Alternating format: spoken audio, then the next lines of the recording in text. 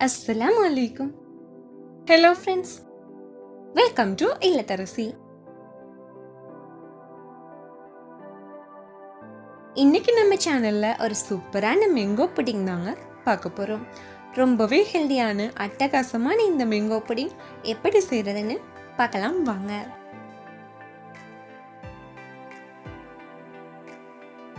வீடியோக்குள்ள போறதுக்கு முன்னாடி நம்ம சேனலை சப்ஸ்கிரைப் பண்ணாதவங்க மறக்காம சப்ஸ்கிரைப் பண்ணிக்கோங்க. இப்ப வாங்க வீடியோக்குள்ள போகலாம்.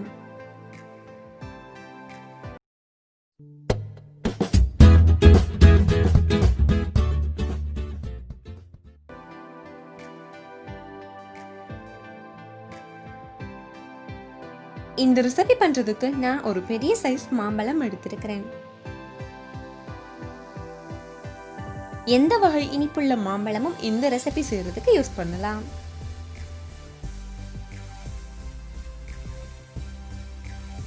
இப்ப நம்ம கட் பண்ணிட்டு வந்துடலாம்.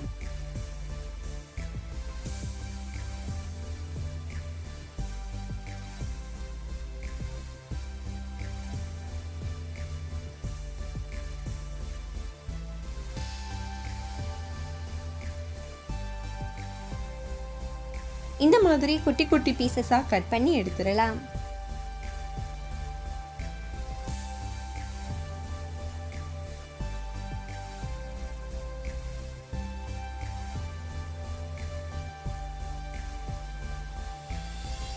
இப்ப எல்லாமே கட் பண்ணி எடுத்தாச்சு.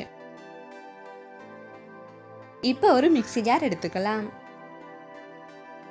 நம்ம கட் பண்ணி வச்சிருக்கிற மேங்கோ பீசஸ் சேர்த்துடலாம். இப்ப தண்ணீர் எதுவுமே சேர்க்காம மையா அரைச்சிட்டு வந்துடலாம். இப்ப அரைச்சிட்டு வந்தாச்சு. இந்த மாதிரி கட்டிகள் எதுவுமே இல்லாம ஸ்மூத்தா அரைச்சு எடுத்துக்கணும். இப்ப இது இன்னொரு பவுலுக்கு மாத்திரலாம்.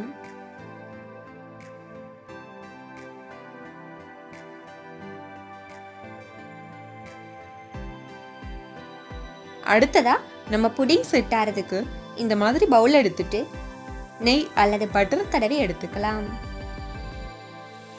இப்போ அடுத்ததா இந்த மாதிரி குட்டி பவுல் ஒன்று எடுத்துக்கலாம். எடுத்துட்டு கார்ன்ஃப்ளவர் 3 டேபிள் ஸ்பூன் அளவுக்கு சேர்த்துக்கிறேன்.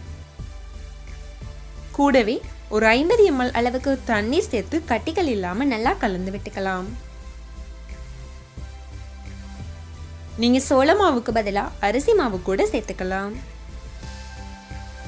இப்ப இது இருக்கட்டும். அடுத்ததா ஸ்டவ் பத்த வச்சுட்டு அடுப்புல ஒரு கடாய் வச்சிருக்கிறேன். கடாய் சூடானதும் 2 ஸ்பூன் அளவுக்கு நெய் சேர்த்துக்கிறேன்.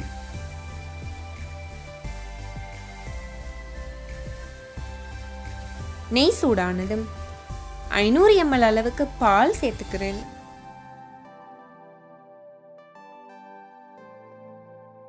இந்த ரெசிபிக்கு தேங்காய் பால் கூட யூஸ் பண்ணலாம். அதுவும் நல்லா இருக்கும்.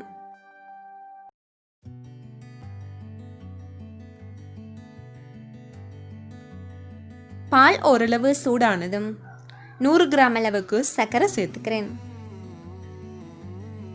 மாம்பழத்தோட தன்மையை பொறுத்து போதுமான அளவு சுகர் சேர்த்துக்கலாம். இப்ப சுகர் நல்லா கரையட்டும். கலந்து விட்டுக்கலாம்.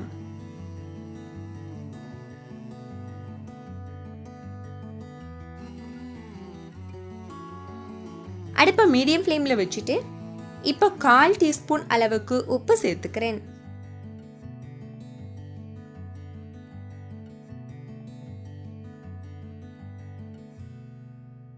இப்ப பால் கொதி வர்ற ஸ்டேஜ்ல நம்ம அரைச்சு வச்ச மாம்பழத்தை சேர்த்துக்கலாம்.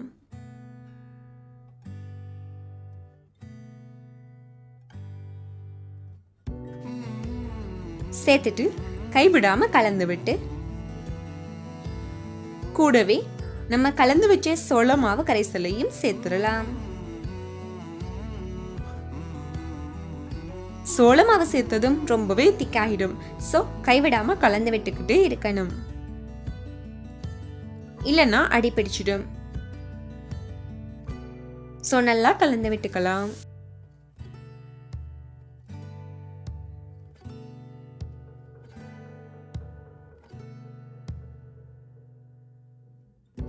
இப்போ நல்லா கொதி வருது பாருங்க. இந்த ஸ்டேஜில் ஸ்டவ் ஆஃப் பண்ணிடலாம். இப்போ நம்ம நெய் தடவி வச்ச பவுலில் இதை சேர்க்க போகிறோம். இந்த மாதிரி ஜன்னி ஒன்று எடுத்து வடிகட்டி சேர்த்துக்கலாம்.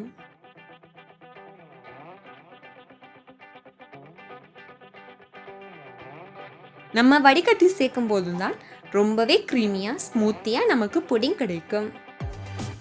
இதோட டெக்ஸ்சரும் நல்லா இருக்கும்.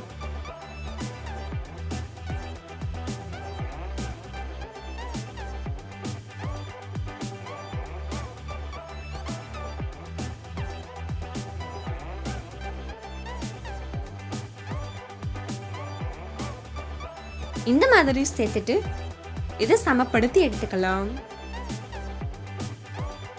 இப்போ இதை நல்லா ஆற விட்டு ஒரு 2 hours ஃப்ரிட்ஜில் வச்சு எடுத்துடலாம்.